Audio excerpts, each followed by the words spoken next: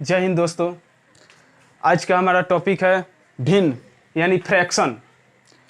और सबसे पहले हम जानेंगे भिन्न क्या है।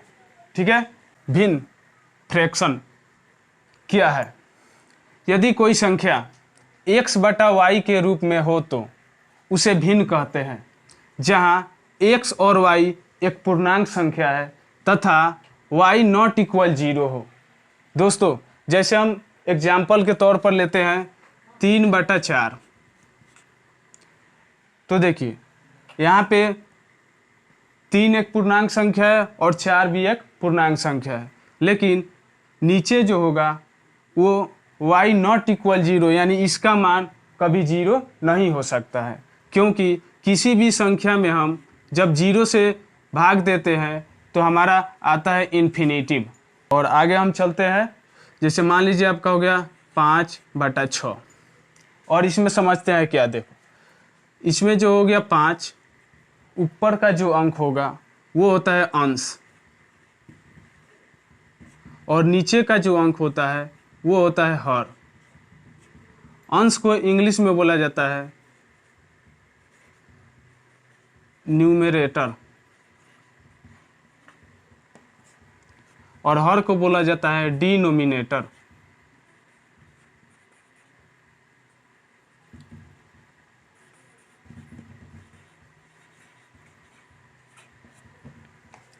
तो यही दोस्तों, हमारा अंश को बोलते हैं न्यूमरेटर और हर को बोलते हैं डिनोमिनेटर। दोस्तों, हम आगे पढ़ने जा रहे हैं भिन्नों की तुलना।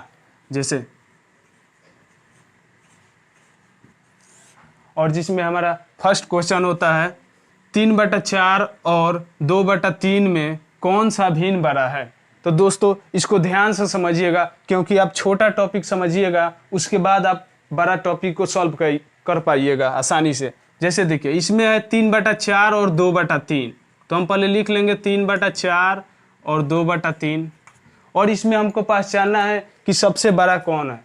तो देखिए दोस्तों, इसमें भाग देने की कोई ज़रूरत नहीं है। सबसे पहले आप ध्यान दीजिए, इसके जो हर है इसको हम इसके अंश से गुना करेंगे और इसका जो हर है इसके अंश से गुना करेंगे। तो गुना करते हैं दोस्तों, 4 दूना 8 और इसमें गुना करेंगे तो 3 तिरी का 9।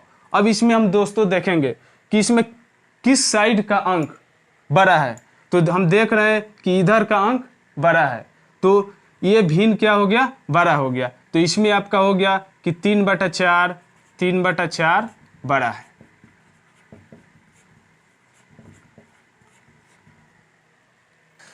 दोस्तों हमारा अगला सवाल नंबर है 2। तो दोस्तों इसमें हमें पहचानना है कि इसमें 7/4, 14/11 और 11/8 में सबसे बड़ी संख्या कौन सी है। तो देखिए दोस्तों, हम वही फार्मूला अपनाएंगे जो पहले बताया था। सबसे पहले आप इसके हर से इसके अंश में गुना कीजिए, यानी इन दोनों में पहले आप तुलना कीजिए। जैसे देखिए 11×7 = 77 और यहाँ पे हो गया 77 और फिर इसमें गुना कीजिए इसके अंश हर से इसके अंश में, 14×4 = 56। अब आप देख रहे हैं खुद ही कि 56 और 77 में कौन सा बड़ा है, तो 77 बड़ा है। तो यानी कि हो गया 7/4 भिन्न बड़ा है 14/11 से। तो अब हम क्या करेंगे फिर आगे दोस्तों, 7/4 और 11/8 में तुलना करेंगे। इसमें फिर गुना करेंगे 8×7 = 56 और 11×4 = 44। इसमें हम दोस्तों देखते हैं कि 56 बड़ा हुआ, यानी कि इसका मतलब हुआ कि आपका 7/4 और 14/11 और 11/8 में सबसे बड़ा भिन्न है 7/4। तो यही हमारा दोस्तों आंसर हो गया कि 7/4 सबसे बड़ा है। दोस्तों अब हम चलते हैं सवाल नंबर 3 पर। हमारा सवाल नंबर 3 में है 3/4 और 5/6 और 6/7 में सबसे छोटा भिन्न कौन सा है। तो दोस्तों हम ऊपर बताए गए नियमों का पालन करेंगे। जैसे देखिए पहले आप इन दोनों में तुलना कर लीजिए, 36 18 और इसमें 4×5 = 20। अब आप लोग देखते हैं कि 18 से 20 बड़ी संख्या है, तो इसका मतलब हुआ कि 3/4 से 5/6 बड़ा है। तो फिर हम क्या करेंगे, इसमें छोटा भिन्न पहचानना है हमें, तो फिर इसमें छोटे वाले भिन्न को लेंगे। 3/4 और 6/7 में तुलना करेंगे हम कि फिर इसमें छोटा कौन है, क्योंकि यहाँ पे क्लियर हो गया आपका कि 5/6 और 3/4 में 3/4 छोटी है। तो फिर हम छोटी संख्या इसमें लेंगे 3/4 और 6/7 में इसमें कौन सा छोटा है, और फिर उसी प्रोसेस से हम सॉल्व करेंगे। 7 के 21 और 6 का 24। अब आप देखते हैं दोस्तों कि यहाँ पे 21 हुआ और यहाँ पे 24 हुआ। इसका मतलब हुआ कि ये 3/4 6/7 से छोटा है। तो यहाँ पे हम आंसर लिखेंगे कि 3/4 सबसे छोटी भिन्न है, सबसे छोटी भिन्न है।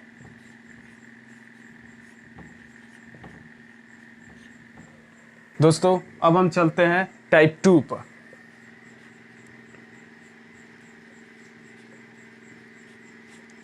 टाइप 2 में है दोस्तों हमारा आरोही क्रम और अवरोही क्रम। दोस्तों आरोही क्रम को बोलते हैं असेंडिंग ऑर्डर,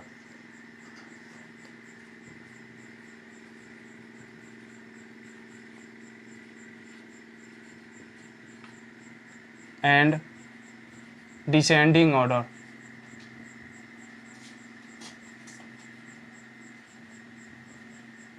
तो दोस्तों हम टाइप 2 में समझेंगे कि आखिर आरोही क्रम और अवरोही क्रम होता क्या है। तो आरोही क्रम का मतलब होता है बढ़ते क्रम और अवरोही क्रम का मतलब होता है घटते क्रम। दोस्तों हमारा सवाल नंबर 4 है, निम्नलिखित में से कौन सा भिन्न समूह आरोही क्रम में है, यानी कि कौन सा भिन्न समूह बढ़ते क्रम में है। इसमें ध्यान देना है आपका ऑप्शन पे। ऑप्शन ए में दिया है 7/9, 9/11, 11/13। बी में दिया है 11/13, 7/9, 9/11। इसी प्रकार सी में 11/13, 9/11, 7/9 और डी में है 9/11, 7/9, 11/13 और ई में ऑप्शन है इनमें से कोई नहीं। तो दोस्तों हम इसमें क्या करेंगे, इसको समझने के लिए सबसे पहले आप कोई एक ऑप्शन लीजिए। तो मान लीजिए हम ऑप्शन ए लेते हैं और इसमें देखिए क्या है, पहले 7/9 है, 9/11 है और 11/13 है। तो दोस्तों इसलिए हमने ऑप्शन ए लिया, क्योंकि आप ध्यान दीजिए सभी में भिन्न समान है लेकिन उसी को आगे पीछे करके लिखा गया है। तो हम कोई सा भी एक लेंगे, ठीक है, और इसमें हम तीनों में तुलना करेंगे कि कौन किससे बड़ा है। तो दोस्तों हम पहले प्रोसेस बताए हुए नियम से ही करेंगे। जैसे देखिए 11 77 और 99 81, और आप समझ गए कि इसमें इससे बड़ा ये है। और फिर आप इसमें तुलना कीजिए, जैसे 9/11 और 11/13 में 13 117 और 11 121। तो दोस्तों हम देखते हैं कि हमारा जब 7/9 और 9/11 में तुलना किए तो हमारा ये छोटा है और ये बड़ा है। और फिर इसमें हम तुलना किए तो दोस्तों 117 यहाँ पे है और यहाँ पे 121 है। तो इसमें बड़ा हो गया ये। इसका मतलब हुआ कि 7/9 से बड़ा है 9/11 और इससे बड़ा है 11/13। दोस्तों तो हम इसमें देखते हैं कि हमारा ऑप्शन ए जो है आरोही क्रम में है। तो इसको हम टिक लगाकर हम आंसर लगा लेंगे। दोस्तों हमारा अगला सवाल है, निम्नलिखित में से कौन सा भिन्न समूह अवरोही क्रम में है। हमारा सवाल है, निम्नलिखित में से कौन सा भिन्न समूह अवरोही क्रम में है।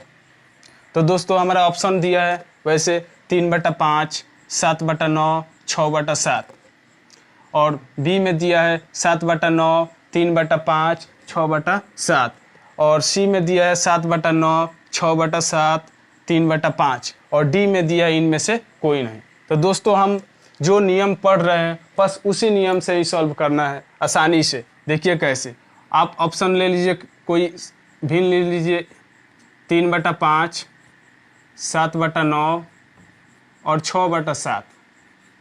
दोस्तों हम पहले 2 में तुलना करेंगे। तो देखिए 29 27 और इसमें मल्टीप्लाई करिए 7 पचे 35,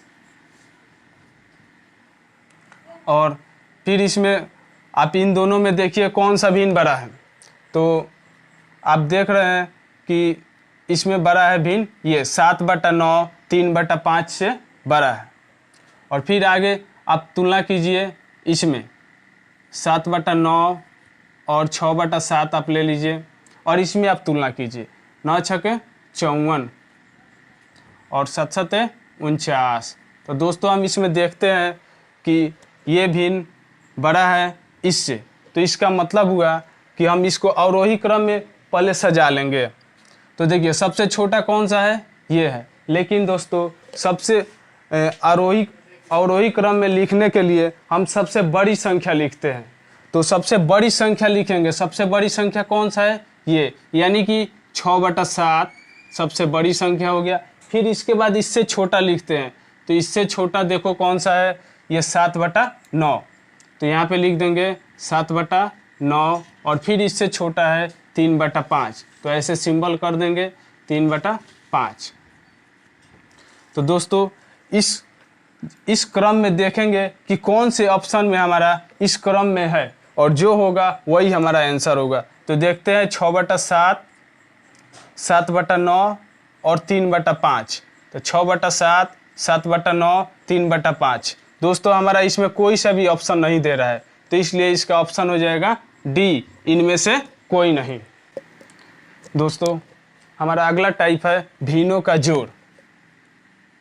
दोस्तों हम सभी भिन्न का जोड़ तो जानते हैं, लेकिन मैं बताने जा रहा हूँ सिंपल तरीका से, एकदम सिंपल तरीका से कि कैसे भिन्न का जोड़ हम करते हैं, कितना आसानी से। जैसे देखिए, आप पहले इसको समझने के लिए जो मैं बता रहा हूँ वो समझिए। जैसे मान लीजिए आपका है 1/2। 1/2 का मतलब क्या होता है, 1/2 का मतलब हुआ आधा, यानी कि 0.5, और हमेशा 1/2 का मतलब हुआ आधा। तो हम इसी, और 3/2 का मतलब क्या हो गया, 3/2 का मतलब हुआ 3 का आधा। तो 3 का आधा कितना होता है, 1.5 होता है। तो 1.5 को हम लिख सकते हैं 1.5। उसी प्रकार 5/2 का मतलब क्या हो गया, 5/2 का मतलब हो गया 5 का आधा, यानी 5 का आधा 2.5 होता है। तो 2.5 हम लिख सकते हैं 2.5। तो दोस्तों जब आप ये बात समझ गए कि आधा जब भी करना होगा तो इसका मतलब हो गया 1/2, 1.5 बोला जाएगा इसका मतलब 3/2, और 2.5 बोला जाएगा इसका मतलब 5/2। तो दोस्तों हम सवाल आपके एग्जाम्पल के लिए लेते हैं। जैसे देखिए हमारा 1/2 प्लस 1/2, इसको सॉल्व करना है हमें। तो हम आसानी से सोचेंगे, 1/2 का मतलब हुआ आधा, और इसका मतलब भी हुआ आधा, और आधा आधा मिलकर कितना होता है, 1 होता है। तो हम इसको बिना एलसीएम निकाले हुए डायरेक्ट लिख देंगे 1। फिर अगला आगे समझिए, जैसे मान लीजिए आपका हो गया 3 प्लस 1/2, और इसको आपको जोड़ना है। तो बहुत से बच्चे क्या करते हैं, एलसीएम लेते हैं फिर गुना करते हैं। तो उस तरह सोचने की ज़रूरत नहीं है, आप इसको डायरेक्ट लिख सकते हैं कि 3 प्लस 1/2, यानी कि 3 और आधा 3.5 होता है। तो 3.5 किसका आधा होता है, 7/7 का आधा होता है। तो हम डायरेक्ट लिख सकते हैं 7/2। या इसको अगर हम पूर्णांक में लिखना चाहें तो देखिए इसमें डायरेक्ट लिख सकते हैं हम 3.1/2। बाटा की ये नहीं कि बाटा का जोड़ करके फिर पूर्णांक में चेंज करेंगे, ऐसे काफ़ी प्रोसेस बढ़ जाएगा। तो हम इसी माध्यम से आगे बताने जा रहा हूँ, सवाल समझिएगा।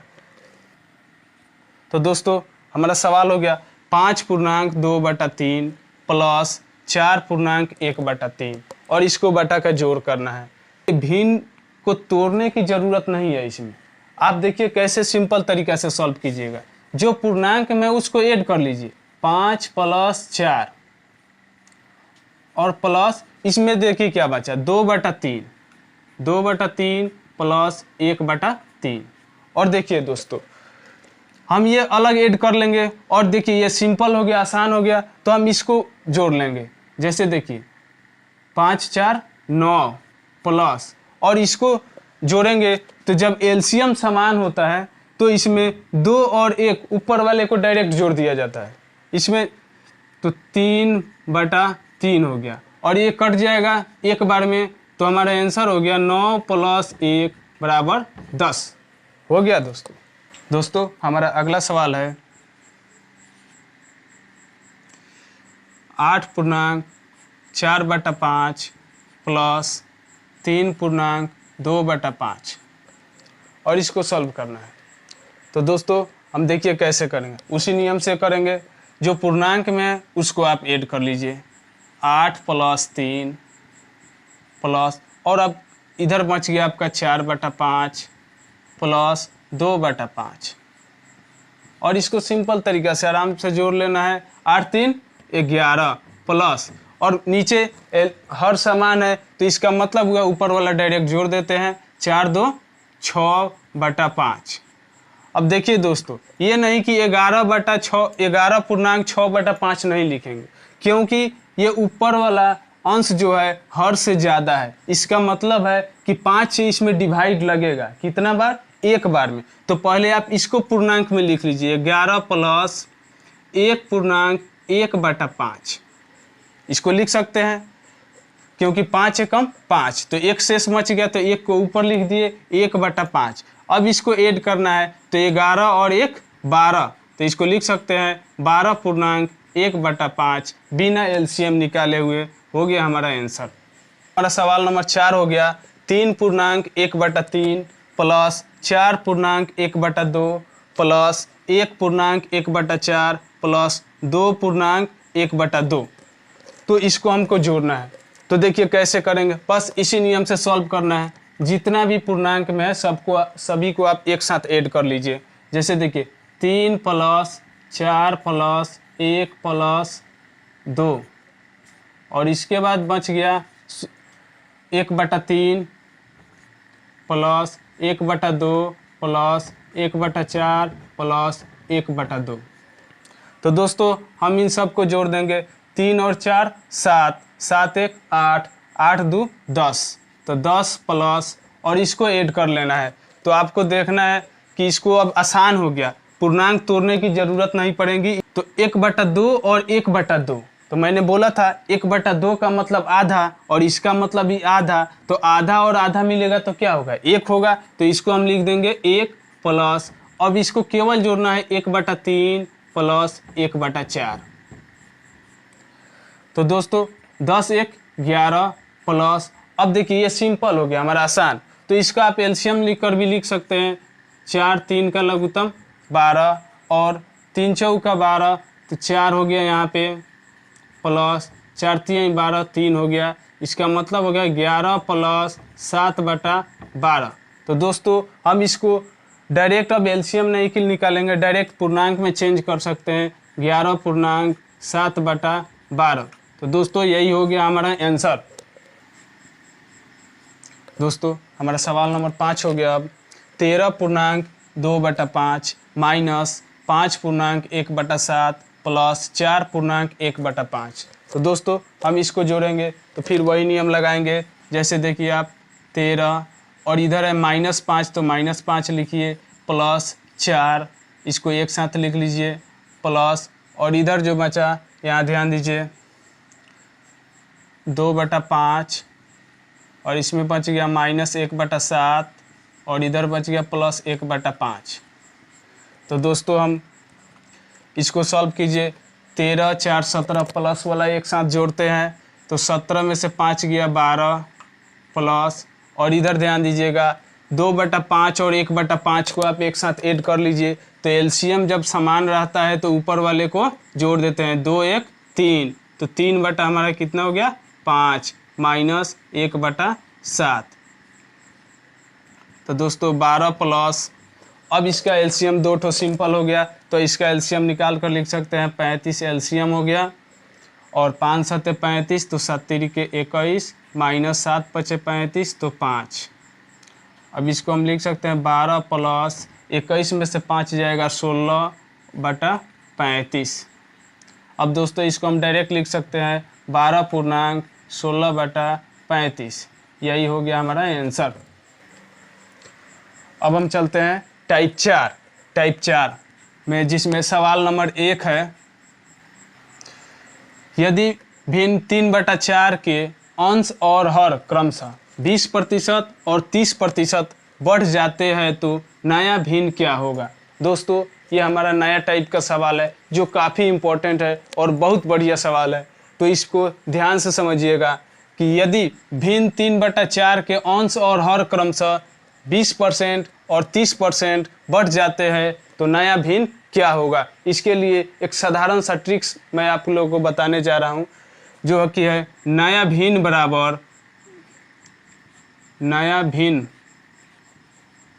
बराबर x गुने 100 प्लस माइनस a बटा y गुने 100 प्लस माइनस b। दोस्तों x बटा y क्या है, हमारा भिन्न है, और 100 प्लस माइनस a का मतलब हुआ किसी में a% वृद्धि और किसी में b% वृद्धि या कमी। प्लस माइनस का मतलब, प्लस का मतलब होगा वृद्धि होगा तो प्लस करेंगे और कमी होगा तो माइनस करेंगे। दोस्तों तो इसी ट्रिक का हम इस्तेमाल करेंगे और आसानी से आंसर हम निकाल लेंगे। जैसे देखिए हमारा भिन्न है 3/4।